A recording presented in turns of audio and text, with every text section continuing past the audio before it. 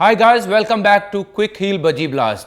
Today I have the privilege to announce a very special award. This guy have won a lot of awards, but this is a very special and unique one. So this is called No Sledging Award. This goes to one and only Michael Hussey. Yeah, it's hard to believe that Australian can get this kind of award. But Huss, Bhaji, lovely to have you here. thank For you. no sledging all these years. Well, I don't know what to say. I'm thinking, am I really an Australian if I can receive such an award like this? I think we're brought up to do a bit of sledging, but I can honestly say that I don't sledge. And the reason why is when I was younger, I did sledge two people. And I can't remember their names, but the first guy that I sledged, he scored 150. And the second guy I sledged scored 200. So I thought, right, I think I'm going to retire from sledging straight away. But to receive this award from you is a great honour. You were pretty good at the sledging though, I must admit. You could never win this award. I've learned from you guys, not from you, but... I remember having one little interaction with you. We were playing a one-day game at Nagpur, and you didn't say anything to me. The game was getting a bit tense. I was batting at the non-strikers, and you'd bowled this ball, and you were walking back to your mark, and you just gave me a little hip and shoulder as you walked past me, and I said, and I was just about to go, "Oh, Bhaji," but I thought, no, he wants to get a reaction. He's trying to put me off my game, so I bit my tongue and didn't bite back. But I thought, thank you. You are a crazy little man. Yeah, you guys made me what I am, man. I always felt Australian are like this. They are very rude. And when we played with each other for Mumbai Indians, I got to know him. He was such a lovely guy, and it's always nice to see him. Pleasure to have you on this show, and we'll talk a lot of cricket, a lot of family, a lot of good things on this show. Before we go to the next question, I have to wear something to relate to that question. What is this all about? I read somewhere that if you were not a cricketer, you were going to be a scientist. And I've got for you as well. So, is that correct? You were going to be a science teacher, or you did your science degree? I wish I could say my motives were pure. Teaching in Australia, you get really good school holidays over the summer period. So I thought, right, I'll do teaching because lots of time off over summer to play cricket, and I can finish school at 3 o'clock and go to cricket training. So that was my motives for going into teaching. But yes, I did do my science teaching degree. Major in chemistry and minor in mathematics, so it's but I've never actually taught my own classes as such. Thankfully, cricket turned out okay. But good that you didn't become a science teacher, but you become Mr. Cricket. Mr. Cricket, where that word has come from, and do you like being called Mr. Cricket? I guess you can be called a lot worse, which you probably did over the years, but no, I don't like it because I don't think I deserve it. I think other people out there deserve it way more than me, but it actually started in England. I was playing county cricket for Durham, and we were playing at Old Trafford against Lancashire, and it was one of those typical cold, wet, miserable days. No one wanted to be there except for me. I was loving it. I was batting and I was charging between the wickets and diving and calling and seemed right into the match, and Freddie Flintoff was playing for Lancashire. And Brad Hodge was the overseas player there as well. And so Freddie Flintoff turned to Brad Hodge and he just said, "This guy loves cricket more than anyone I know. He must be Mr. Cricket." And that's how it started. And Brad Hodge brought it back to Australia, and unfortunately it stuck from there. But that's the right name for you. I remember one of the story. He was batting like he is never going to get out.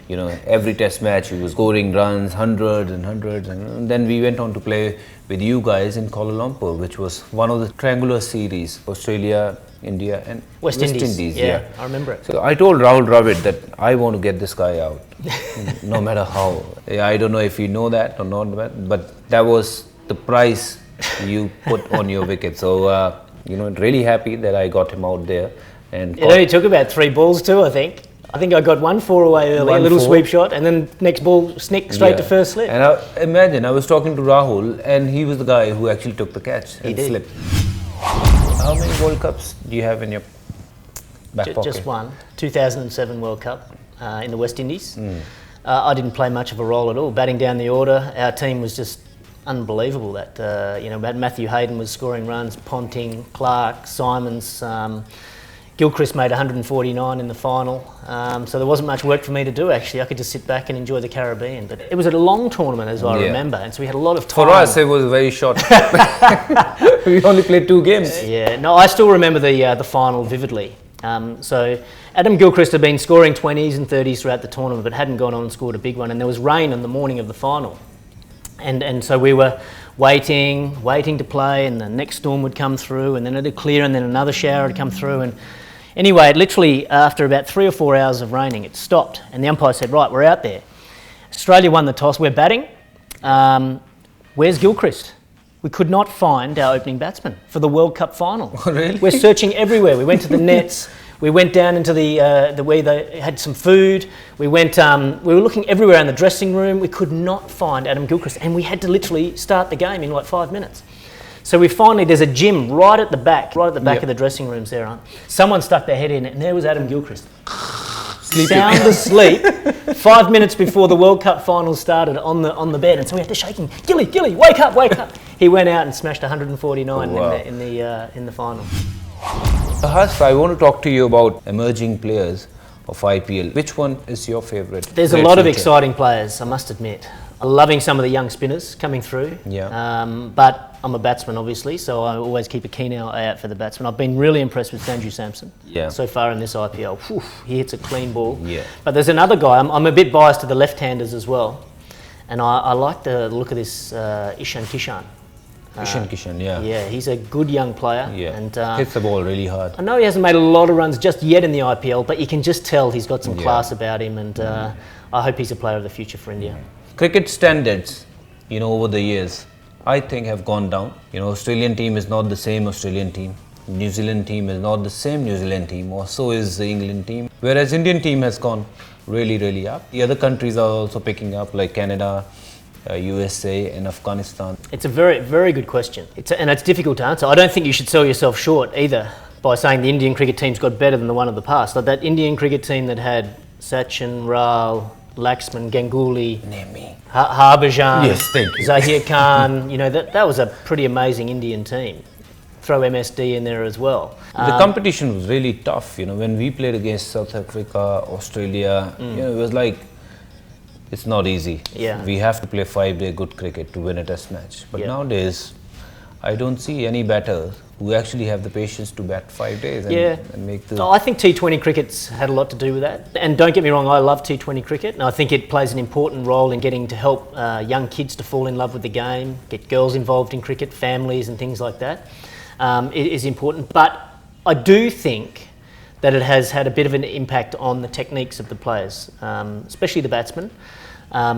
So you're not learning to bat long innings now and build an innings, play defensively and keep the good ball out. It's about hit the ball and score quickly. And so I do think the techniques probably have gone down a little bit. Yeah.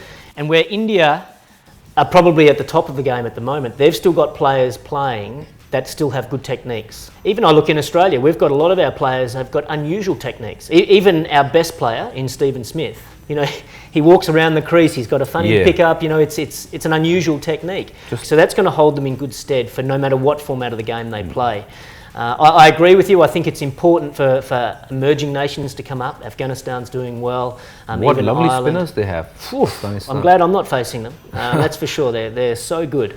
But I also think it's important that the ICC continues to pay attention to the other established nations. We can't afford Sri Lanka or South Africa, West Indies to drop down too far. Yes, it's important to invest in these new countries, but we still need these other countries, the fledgling countries, to remain strong for world cricket. Since you have retired from international cricket and IPL and all sort of cricket, do you miss playing? No, I don't miss playing at all, no. I don't miss... I was someone that was always very intense, put a lot of pressure on myself, stressed a lot, got that really nervous, sick feeling in my stomach before every game. So I don't miss all that stress and that pressure. What I do miss is the camaraderie in the dressing room afterwards. When you've won a test match, you've worked so hard for 5 days, and you can just sit back in the dressing room and relax and enjoy each other's company, have a few laughs, let the true personalities of the players come out. That's what I love the most about playing the game, and that's what I miss.